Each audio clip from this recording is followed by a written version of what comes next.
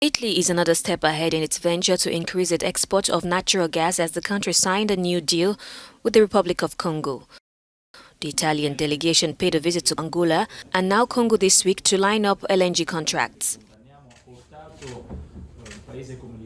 We welcome with enormous satisfaction the signing today here in Brazzaville of an important declaration of intent for cooperation between Italy and Congo in the energy and gas sector. Italy, like most countries in Europe, is trying to cut its reliance on Russian natural gas import quickly, with leaders recognizing that their payment helped fund Moscow's war. But Mbeto here believes Italy doesn't have the proper arrangement for such a swift change. We have asked them to increase their export to Italy, and we have to do this in a different ways. For some of them, we have pipelines like Algeria, like Libya, and Azerbaijan, but with others, we don't have it. So we need to build oil pipeline and gas pipeline, and also the regasificator, as we said, but we don't produce it. We have to buy it from countries that do produce it in Korea.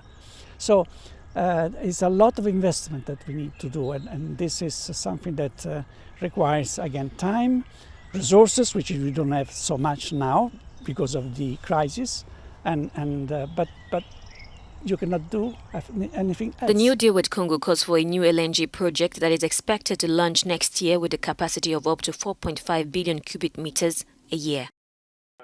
Kenya has announced that it will host a meeting between rebels in the east of the Democratic Republic of Congo and the government in Kinshasa. The announcement was made on Thursday after a meeting of leaders from Kenya, Uganda, Burundi, Rwanda and the DRC that met in Nairobi to discuss violence by armed groups in the DRC. The meeting takes place after the DRC joined the Community of East African States at the end of March. According to Kenyan President Uhuru Kenyatta, during Thursday's meeting, the leaders sought to establish a regional force to neutralize armed groups in the region. Recent fighting in eastern DRC has pitted government forces against rebels from the M23 movement, a group that emerged from the Congolese Tutsi rebellion. Another rebel group active in eastern DRC, the Allied Democratic Forces, ADF, is also accused of carrying out attacks that have cost thousands of lives, as well as planting a series of bombs in Uganda's capital, Kampala.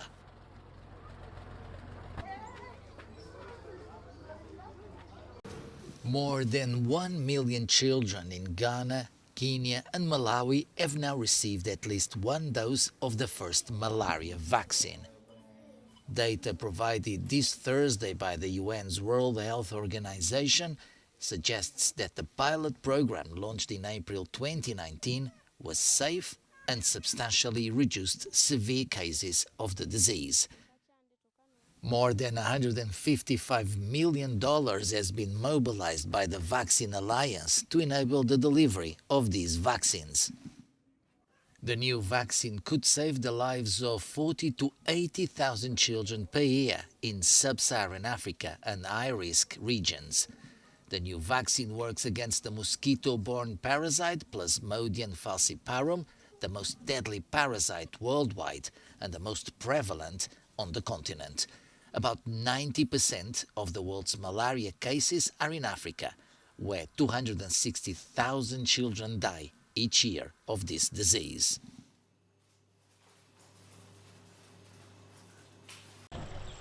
Communities affected by the devastating floods that killed at least 448 people in the eastern city of Durban in South Africa are trying to salvage whatever is left of their belongings as search and rescue operations continue to find missing persons. Sadele's 2 homes were ripped apart by floods caused by the torrential rains last week. His family is still distraught after the incident.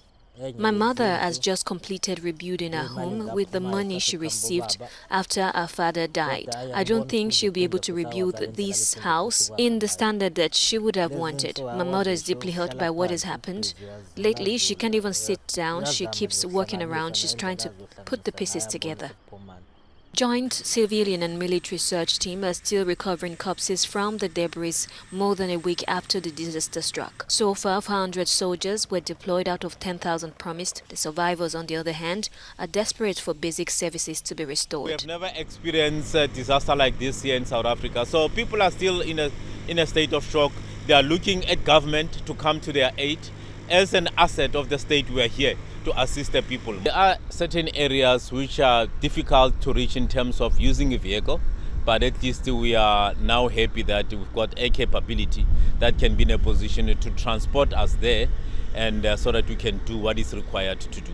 Several areas are still inaccessible, hampering the delivery of relief aid after bridges and roads cracked under the weight of the worst floods to hit the country in living memory.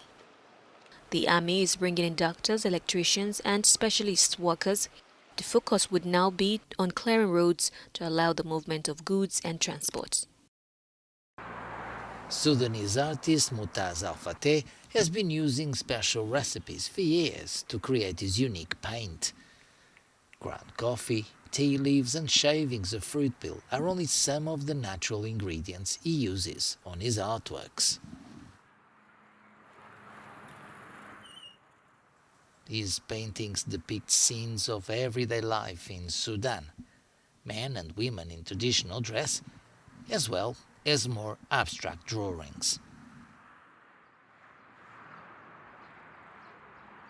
I chose natural colors to maintain the environment, like extract of peels from the palm tree, the baobab tree, and fruit. To others, they are only food products, but in reality they are colors when used in the right, professional and knowledgeable way. It gives both positive energy and colors that could be used professionally. This is my project. The natural colors the artist uses are obtained through a process of extraction. This is also helpful for aspiring artists in Sudan, as it cuts the cost of expensive materials and paints. Some of the ingredients are even free. For years I've been training people to learn how to extract natural colors and how to make it and the way to make it. The materials are widely available in Sudan, but people don't know its secrets. So when they sit around in a setting where they can learn about it, they become more inspired. 3 years ago, the artist was one of many active in the streets of Khartoum, painting political slogans on the walls. Mutaz Al-Fateh participated in mass protests to end the 3-decade rule of hardline President Omar al-Bashir, who was eventually toppled in April 2019.